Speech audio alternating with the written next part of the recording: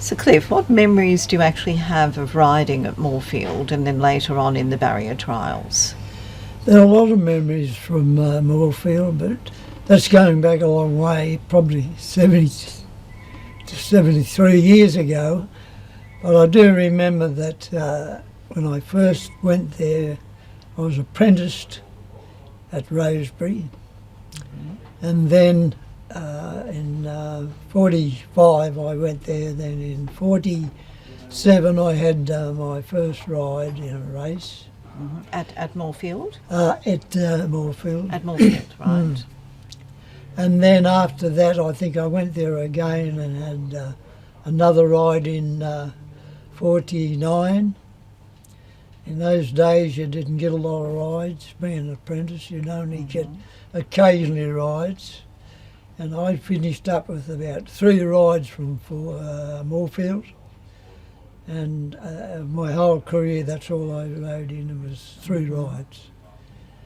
And I enjoyed them all. The most important thing I thought was good about Moorfield was that the uphill racing there, when you jumped out of the barrier down the bottom of the hill, you had to run up the hill and gallop down the hill when you got the top of the straight, meaning the horses run up for about 2 furlongs and then down the straight for another 2 furlongs.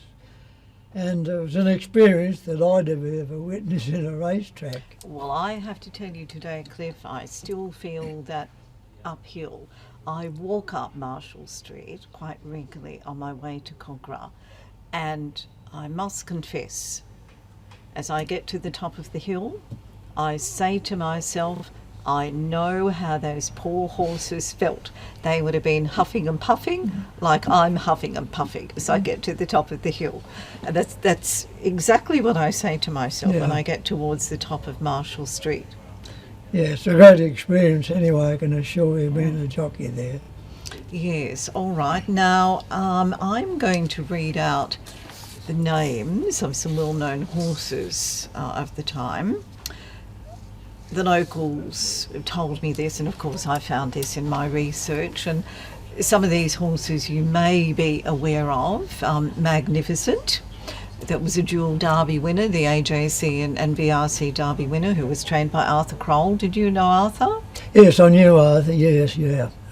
By all accounts he was quite a character. Yeah, true. Annie Laurie, Black Cat and St Elmo were also trained by Arthur Crowell. Now Brazier, the locals always tell me Brazier pops up top of the list, a Moorfield specialist. Were you riding at the time that Brazier was around? I remember the name, but I wasn't riding at the time that he went round. What about Columnist? Columnist, I remember Columnist. That was Sir Frank Packer's horse. Yeah. And it's quite interesting that my late parents actually attended the 1947 Caulfield Cup, and Columnist won the Caulfield Cup, and of course many years later I end up writing about Columnist. I think that's a little quirk of history. Now what about Cave Dweller? No, I wasn't that familiar with that. That was a different era to you. Yeah, well, Grey Boots. Grey Boots was third. I remember Grey Boots. Third in the 1948 Melbourne Cup. Invictus. Invictus, yes. I yes, that was the Summer Cup winner. Yes. Nisam's Ring. Nisam's Ring, yeah, popular one. That horse won the Caulfield 1,000 Guineas. Grey Nurse. Grey Nurse, yes. Yeah, that was a VRC Oaks winner. Reading. The locals always remind me about Reading. Reading, yes. Yeah, Reading is how you pronounce it. Night March. Night March, yes, a very popular name. A Moorfield specialist. And of course Tactician. Tactician, yes. Was regarded as a good sprinter. Now, there's many other horses, of course, that I've left out, but that just is an inkling of There's some one of the that I mentioned was Jorker, that I remember that he'd run a specialist at Moorfield too, ran numerous races. Right. He never ever got beat there.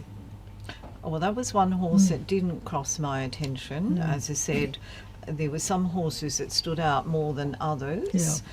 From what the locals could recall from their memory. But no, look, a number of horses did go on to run in the Melbourne Cup, and of course Haraji was probably the most significant horse, winning the 1947 Melbourne Cup. And of course Jack Purtell, who was Haraji's jockey, only got that ride by default because another jockey was meant to ride him, George Wheat, and he was suspended. But fortunately I was able to track Jack Purtell down, and he received a copy of my book at the end of, I believe it might have been 2016, and early last year Jack Purtell passed away. So I'm highly delighted that he got to see my book, because he features on the cover. It's a lovely photograph of him and Haraji returning to scale. Now, you had a long riding career. What are some other interesting points about your riding career that you might want to tell me? I think in my previous days was probably the hardest days, is getting educated and learning to ride. That was a really good thrill, that once I did start to ride, and then I started to venture all around the countryside, and I had to travel, which was the hardest part, to Wagga meetings. I'd catch a train at 11 o'clock at night and arrive at Wagga the next morning at 7 o'clock in the morning.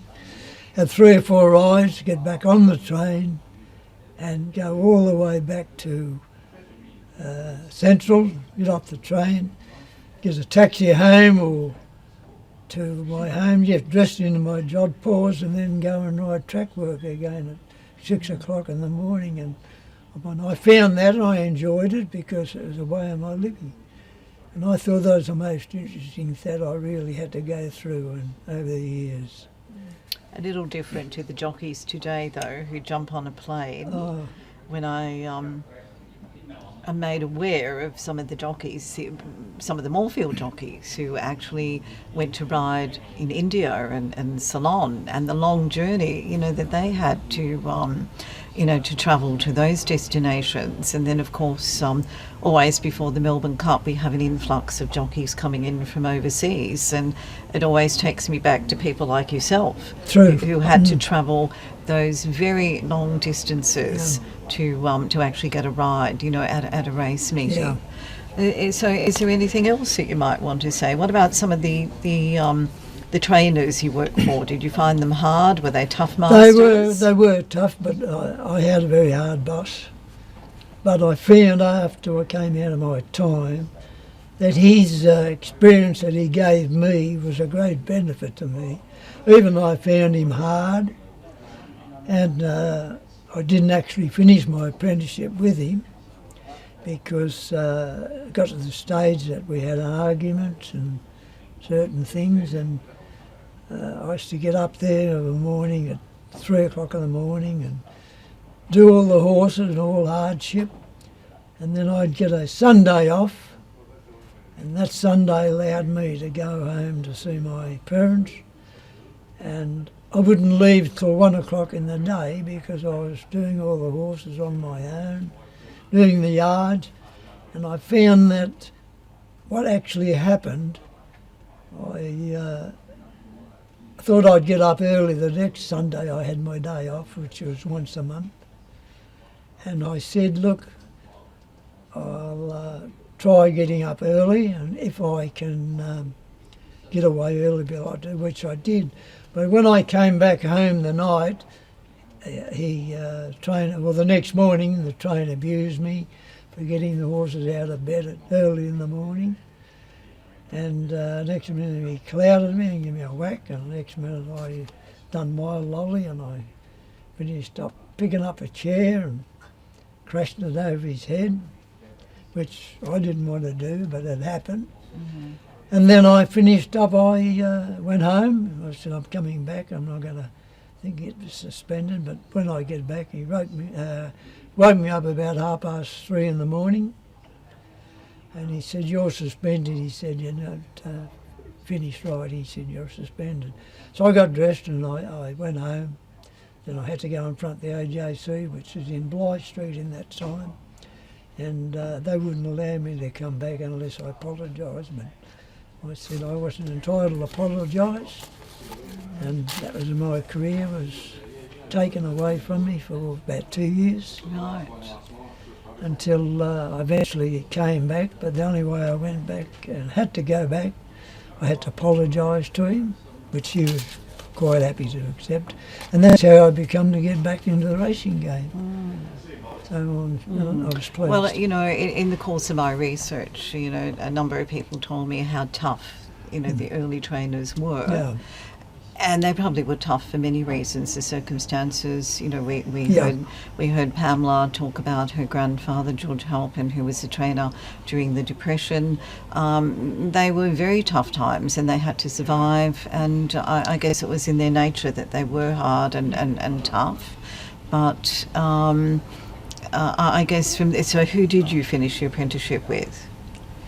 Actually, I didn't have to finish it. All I had to do was go back to the trainer, apologise to him, and I just made an episode with him. I said, look, I lost a couple of years. I said, I'll come back and I'll help you around the place until, you know, I work off for him, no pay off him at all. I was married at the time. And then I finished up, I said, look, I've got to go and ride for other trainers to get a go on, and he wasn't too happy with that because he wanted me to ride his horses first, and I had to ride others for other people to get my name going. And I had an argument there with him, and I said, well, that's it, I'm finished. So I just left him, and that was the end of it. And then you went and rode for other trainers. And then I started riding for everyone else then. Yeah. All right. Well, this is an interesting article on with a lovely photograph here of you winning the trophy after the 1967 STC Golden Slipper Stakes on Sweet Embrace. Cliff, what would be some of the horses, the interesting horses, or the well-known horses that you've actually ridden? I've never rode a champion in my opinion of my horses, the average horses, but there were a lot of good horses. Mm-hmm. And what are some of the horses? Well, I had Duo. I won 4 or 5 races on him. I won 2 Newcastle Cups and the Rosehill Cup. And then I lost the ride on that. That's through over the years when someone wants to change their jockeys, you get changed. And then he came out and he won another Newcastle Cup with Molly on him, and then he went to the Metropolitan after that, won the Metropolitan Duo. Georgie Podmere rode him and then. And then he went to Melbourne and ran 3rd in the Melbourne Cup. Right. And he was one of the best horses I thought that I really rode, apart from I had to wrap Sweet Embrace to win the Golden Slipper. I've always said, well, she was a good horse because to win a big race like that. And this was his horse, Sweet Embrace. Yeah. And what about the trainers? You know, did you ever have any dealings with Tommy Smith?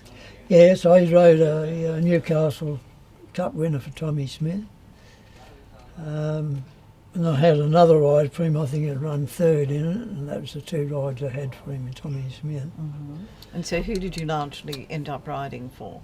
Well, I finished up at coming to the end of my career. I was mostly, when Rosebery closed down their training track where I used to ride work, I had to go to Rosehill then, and I tangled up with Tommy Kennedy. I started riding for him, and then there was Teddy Stanton I started riding, who was riding for the Ingham brothers at that time, that owned Sweet Embrace. And that's how I finished my career riding up there, Rosehill, until I retired. And you retired when? In 92 I retired. 1992? 1992, yes. Oh, okay, right.